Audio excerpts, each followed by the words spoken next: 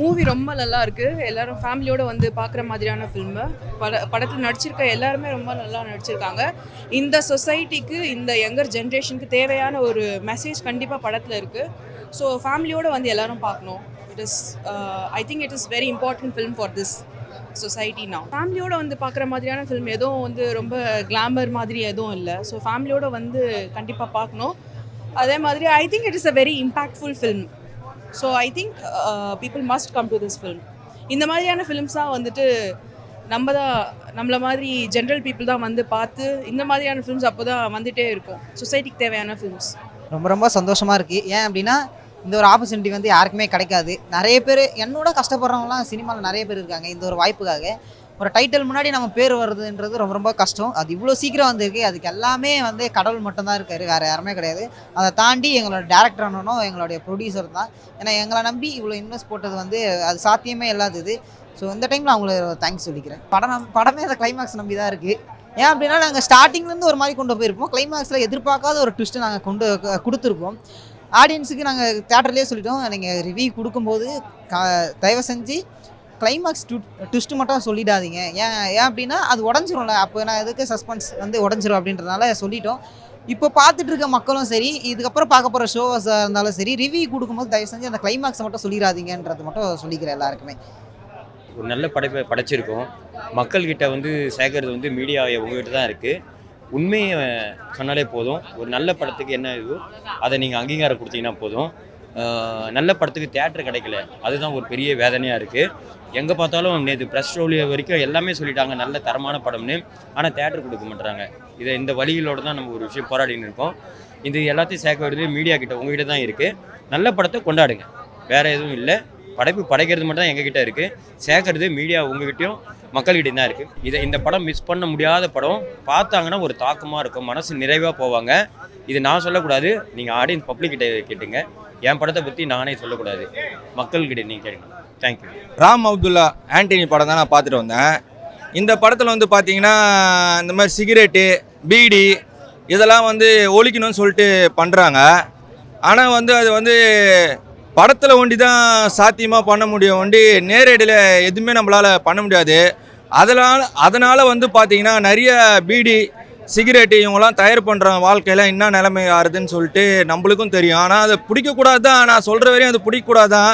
ஆனால் இந்த படத்தில் எடுத்துருவாங்க, படத்தில் ஒண்டி தான் சாத்தியமாக வேண்டிய. இந்த கவர்மெண்ட்டால் எதுவுமே பண்ண முடியாது. படம் நல்லா இருக்குது, இந்த சின்ன பசங்களை வச்சு நல்லா பண்ணியிருக்காங்க.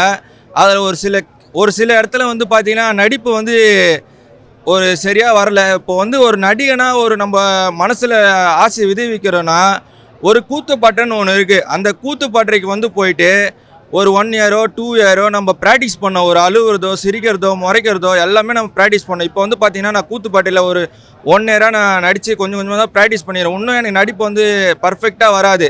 நடிக்கிறது வந்து ரொம்ப கஷ்டமான விஷயம். நம்ம எல்லாமே நடிக்கணும்னா அது ப்ராக்டிஸ் பண்ணோம், நல்லா பண்ணோம்.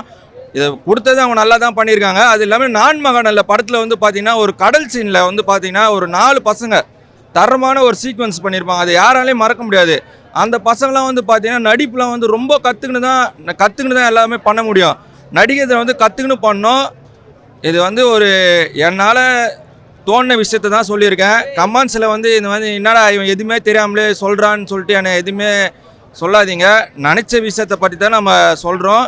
பிடிச்சிருந்தா இந்த படத்துக்கு எல்லாரும் சப்போர்ட் பண்ணுங்க. என்னால் முடிஞ்ச சப்போர்ட்டே நான் ரிவ்யூ மூலமாக சப்போர்ட் பண்ணுறேன் காய்ஸ். படம் ரொம்ப நல்லா இருக்குங்க. நான் ஏதோ சின்ன பசங்க ஏதோ வாழ்த்தனமாக ஏதாவது பண்ணியிருப்பாங்கன்னு நினச்சி வந்தேன் ட்ரெய்லர் பார்த்துட்டு. ஆனால் உள்ளே வந்த பிறகு அப்படியே டோட்டலாக என் மைண்டே ரொம்ப டிஃப்ரெண்ட்டாக இருக்குது. ஒரு விஷயம் நான் எதிர்பார்க்காத மாதிரி இருக்குது. கிளைமேக்ஸ்லாம் அப்பா நான் ரொம்ப அழுதுட்டேங்க. உண்மையிலேயே ரொம்ப பிடிச்சிருந்தது. ஆல்ரெடி வந்து பூவையாரை தெரியும் எல்லாருக்கும். 2 புது பசங்க நடிச்சிருக்காங்க. அது வந்து ரொம்ப எக்ஸ்ட்ராடினரியாக இருக்குது. ரொம்ப ரொம்ப ஹாப்பியாக இருக்குது எனக்கு. முக்கியமாக தமிழ்நாட்டுக்கு தேவையான படம். அதை நான் வந்து ஆணித்தனமாக சொல்கிறேன். ரொம்ப நல்லா இருந்தது. கிளைமேக்ஸ் வந்து ரொம்ப சூப்பராக இருந்தது. சொல்ல வந்ததை நல்லா தெளிவாக சொல்லியிருக்காங்க. ராம் அப்துல்லா ஆண்டனி படம் ஃபஸ்ட் டைம் அந்த டேரக்டர் வந்து பண்ணியிருக்காரு. ஃபஸ்ட்டு மூவி மாதிரியே தெரியல, சூப்பராக இருக்குது. அதாவது ஃபஸ்ட்டு ஸ்டார்டிங்கில் பார்க்கும்போது எல்லாருமே என்னவா இருக்கும் அப்படிங்கிற மாதிரி கெஸ் பண்ணுற மாதிரியே இல்லை. அதுவும் ஃபைனலில் வந்து பயங்கரமாக ட்விஸ்ட் வச்சுருக்காங்க. சௌந்தரராஜா அண்ணா வந்து பயங்கரமான ஒரு ரோல் வந்து பண்ணியிருக்காரு. இப்போ உள்ள இளைஞர்களுக்கு வந்து கண்டிப்பாக இந்த படம் வந்து ரொம்ப இன்ஸ்பைரிங்காக இருக்கும். எந்த தப்புனாலுமே நம்ம எதிர்த்து கேட்குற அளவுக்கு மக்களுக்கு அந்த அதிகாரம் இருக்குது அப்படிங்கிறத சொல்லக்கூடிய ஒரு படமாக ராம் அப்துல்லா ஆண்டனி வந்து இருக்குது. தேங்க்யூ. பார்க்கலாம், கண்டிப்பாக ஃபேமிலியோட கண்டிப்பாக பார்க்கலாம். நான் இதுக்கு முன்னாடி 2 வாட்டி பார்த்தேன். எனக்கு பொதுவாக நான் நடித்த படங்களை என்னால் பெருசாக சொல்ல முடியாது, உணர முடியாது. அதை தாண்டி இந்த படத்தில் நான் இப்போ வந்து பார்க்கும்போது ஆடியன்ஸோடு பார்க்கும்போது ஆடியன்ஸ் அழும்போது நானும் அழுதுட்டேன். கிளைமேக்ஸில் என்னை மீறி அழுதுட்டேன். அப்போது எல்லாரும் சொல்கிறாங்க படம் நல்லா இருக்குது, நல்லா வந்திருக்கு, கை தட்டுறாங்க. கிளைமேக்ஸில் எல்லாருமே சைலண்ட்டாக அழுதுட்டாங்க. அது பார்க்கும்போது சந்தோஷமாக இருக்குது. கொஞ்சம் எனர்ஜியாக தான் இருக்குது. ஏன்னா அதுவே எனக்கு நம்பிக்கை ஒரு மாதிரி 2 மிக்ஸ் கலந்தேன்னா ஒவ்வொரு படத்துலையும் ஆடியன்ஸ் நல்லா இருக்குன்றாங்க, ஆனால் அடுத்தடுத்து அந்த படம் வந்து லிஃப்ட் ஆகாமல் இருக்கும். ஸோ இதுக்கு என்ன பிரச்சனைனா தேட்டர் இல்லை, ஷோஸ் இல்லை, அடுத்த ஆடியன்ஸ் வரணும். நம்ம பேசின இந்த மக்கள் பேசின ரிவ்யூ போய் சேரணும். இது பொருளாதாரம் சம்மந்தப்பட்டது, விளம்பரம் சம்மந்தப்பட்டது நிறைய இருக்குது.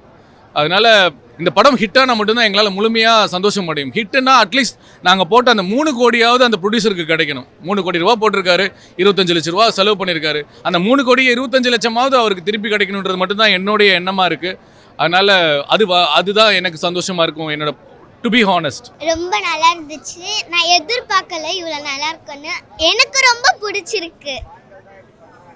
இதில் சின்னதாக ஒன்று சொல்லிக்கிறேன், பீடி சிகரெட்டை யாரும் பிடிக்காதீங்க, நாட்டுக்கே ரொம்ப கெடுதல்.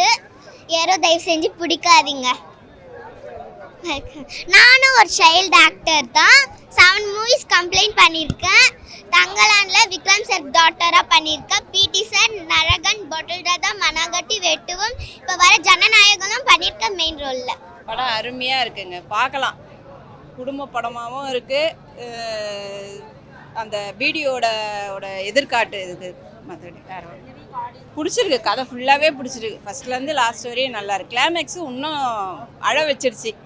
மற்றபடி நல்லா இருக்குங்க. ஸ்டோரி ரைட்டிங்கும் ஆக்டிங்கும் சூப்பராக இருந்தது. அப்புறம் போதை யூஸ் பண்ணக்கூடாதுன்னு அதை கருத்து சொல்கிற விதமாக நல்லாவும் எடுத்திருந்தாங்க படம்.